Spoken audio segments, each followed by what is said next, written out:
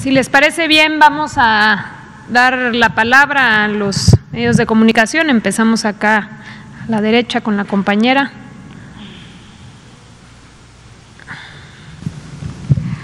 Gracias. Dos preguntas, una para el secretario y otra, por favor, para la doctora Raquel. Secretario, no tiene que ver con el tema, pero me gustaría saber, aprovechando aquí su presencia, ¿hasta cuándo seguirá el programa de Aprende en Casa?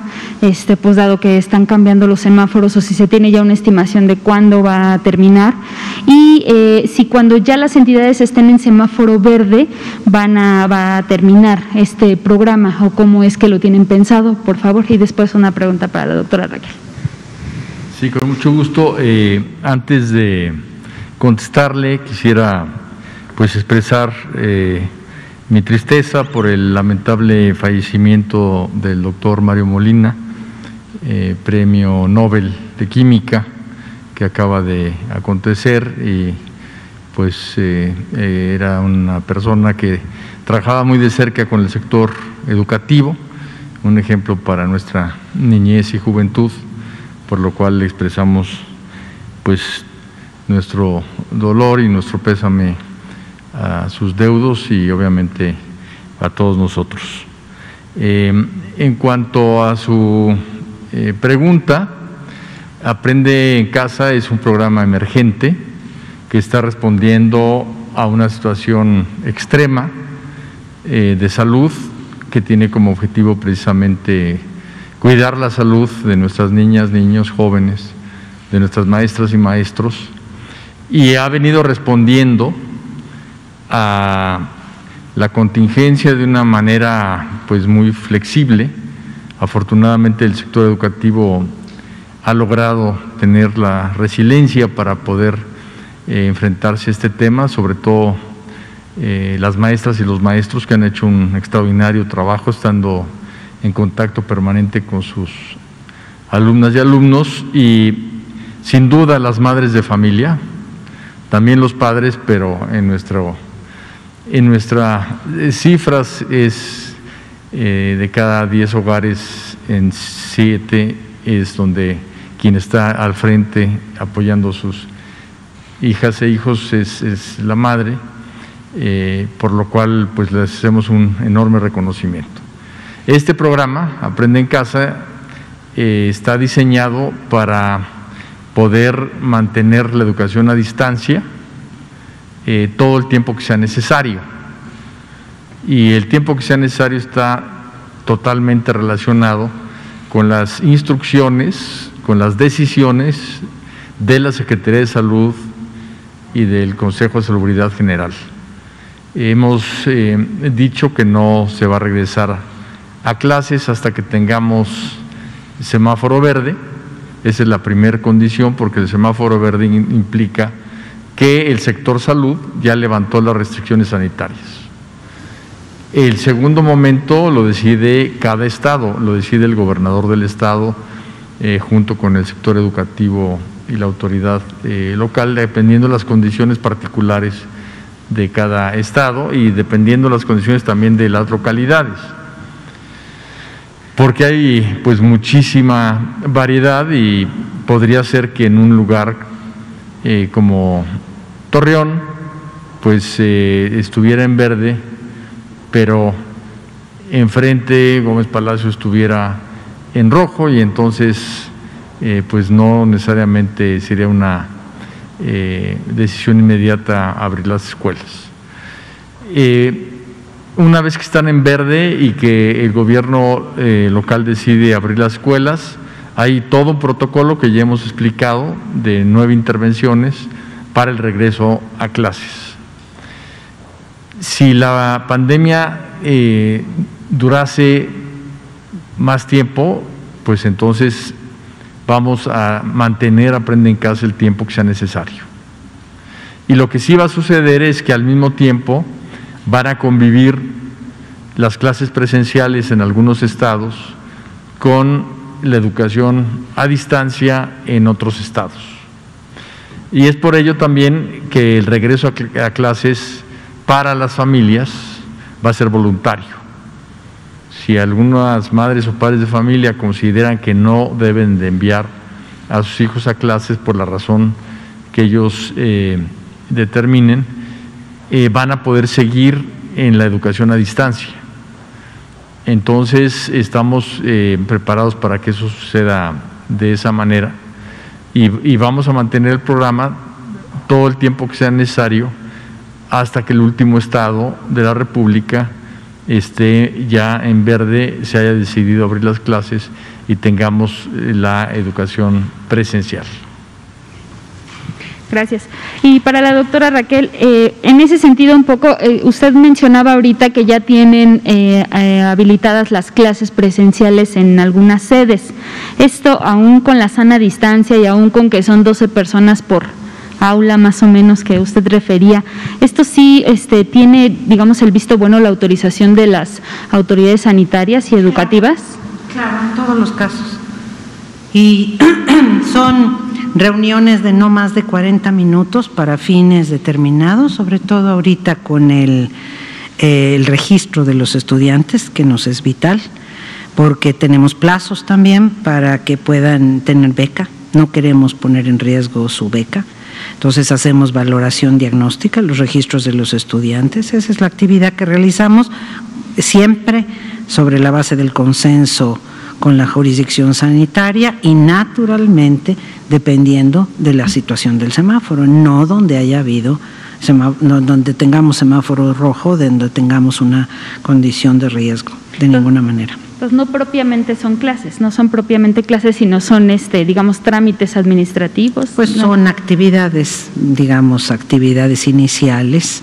Nosotros iniciamos en general nuestras actividades con cursos de recuperación de conocimientos. Pues hemos sido más que extremadamente cuidadosos. Acá la compañera. Sí. Hola a todos y a todas, soy Nuri Fernández de la Caracola y son dos preguntas, una para el secretario y otra para Raquel.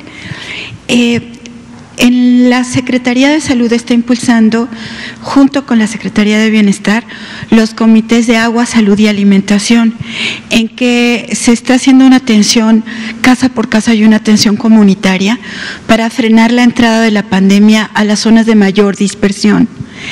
Este programa, que es un programa de atención primaria de la salud, pues ha recibido el reconocimiento de la Organización Panamericana de la Salud y de la Organización Mundial de la Salud. Entonces, mi pregunta es, ¿cómo está participando educación?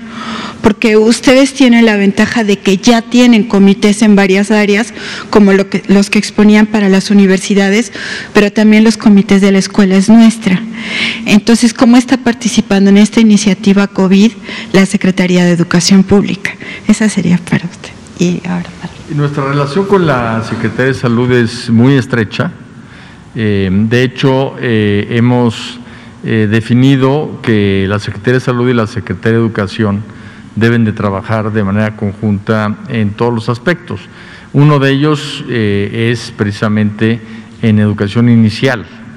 Estamos trabajando con la Secretaría de Salud para que podamos entrar, por decirlo así, a ayudar y dar elementos de educación y de apoyo para una cultura de maternidad y de lactancia a las mujeres desde el embarazo. Entonces es una relación muy estrecha y lo mismo está haciendo en el tema del COVID. Varía dependiendo de la localidad y del estado. Como ustedes saben, la Secretaría de Educación Pública Federal es normativa, administra los servicios de educación de la Ciudad de México, pero los demás servicios de educación del país los administra cada estado de la República. Entonces, hay estados en donde hay una estrecha relación en este programa entre educación y salud y otros que hay menos, pero en todos hay relación. Y a través de una institución nuestra tenemos también esa relación que es CONAFE, porque CONAFE precisamente va a las zonas marginadas, a las zonas dispersas, a las zonas a donde incluso no llega pues la señal televisiva y radiofónica. Entonces se está yendo físicamente. Tenemos 52,000 voluntarios que van a todas las localidades CONAFE para el tema tanto de educación como el apoyo que podemos dar en el caso del COVID. Y también quisiera señalar que en el sector educativo, avalando lo que dice la doctora, hemos tenido actividades también totalmente coordinadas con salud, como fue el caso de todos los exámenes de admisión a media superior, que fueron presenciales, pero bajo el protocolo y las normas que nos dictó salud, que es lo que hacemos en todos casos. Ok, muchas gracias. Y la pregunta para Raquel Sosa es, ¿qué información tienen de experiencias como estas universidades en otros lugares del mundo? ¿Hay experiencias similares? ¿Hay una relación con estas experiencias similares?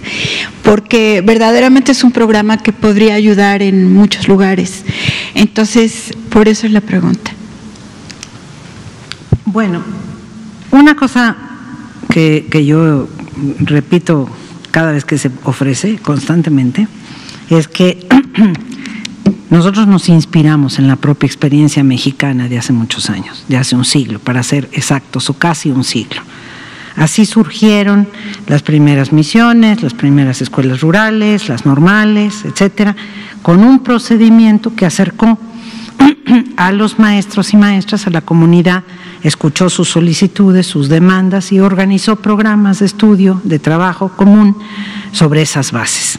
Entonces, esto es una, pues, ¿qué podríamos decir? O hija, nieta o bisnieta, lo que les guste, de eso, pero con ese espíritu. La otra cosa es, naturalmente, yo tengo particularmente muchos años de estudiar proyectos distintos de educación. En América Latina tenemos una variedad muy grande, en México también, naturalmente. Puedo señalar unas y otras de distintos lugares, no necesariamente con los mismos objetivos que nosotros.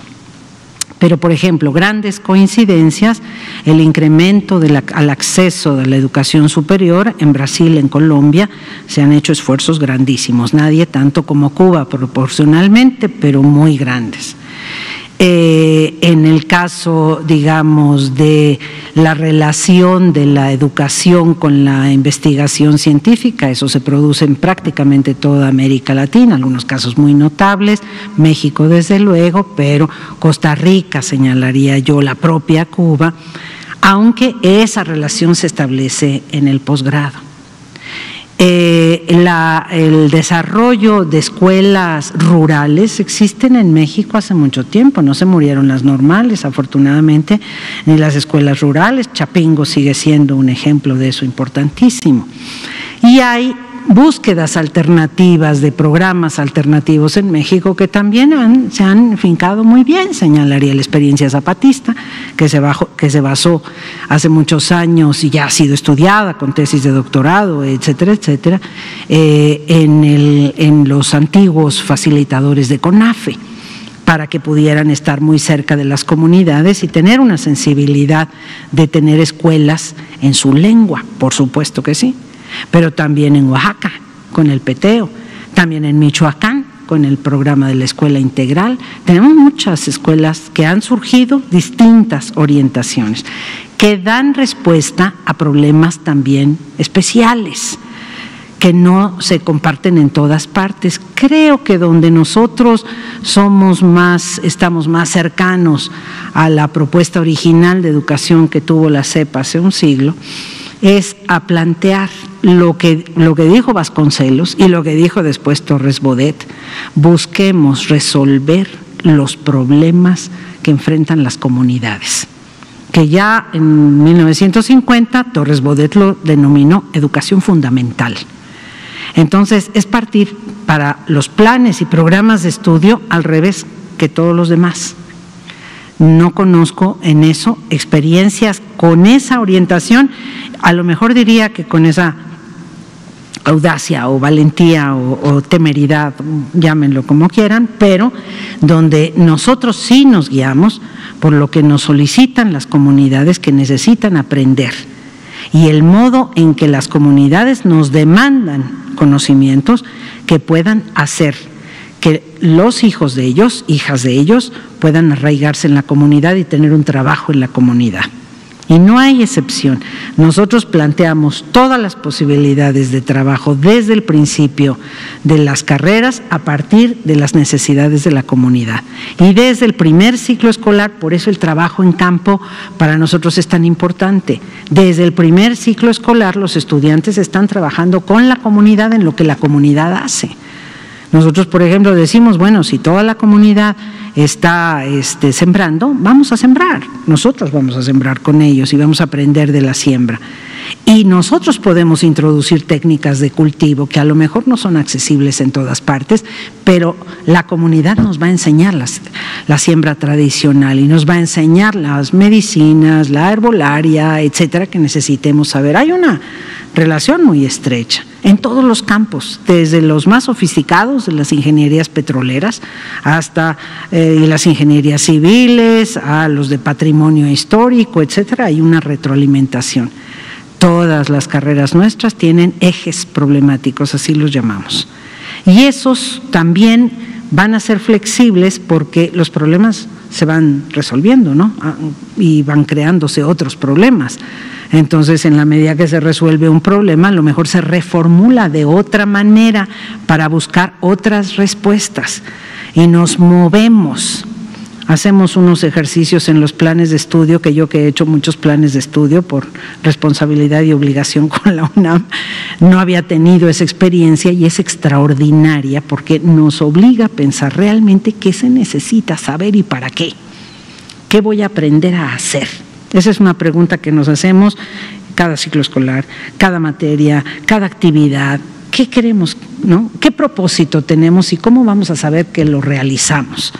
Y no es porque van a contestar un examen. Es más, la palabra examen así no se produce en nuestro trabajo. Es que vamos a saber que al estudiante, la estudiante realmente tuvo una experiencia, tuvo un conocimiento en aula, tuvo una serie de lecturas, tuvo intercambios con sus docentes. Estamos abriendo el punto de encuentro. Es un punto en donde vamos a invitar a los mejores y a los más famosos y a los menos famosos del mundo a que nos digan sus experiencias y podamos aprender con ellos, con nuestros estudiantes. No es que un señor profesor o señorita profesora se sienta frente a un auditorio y les habla durante 2 horas, no.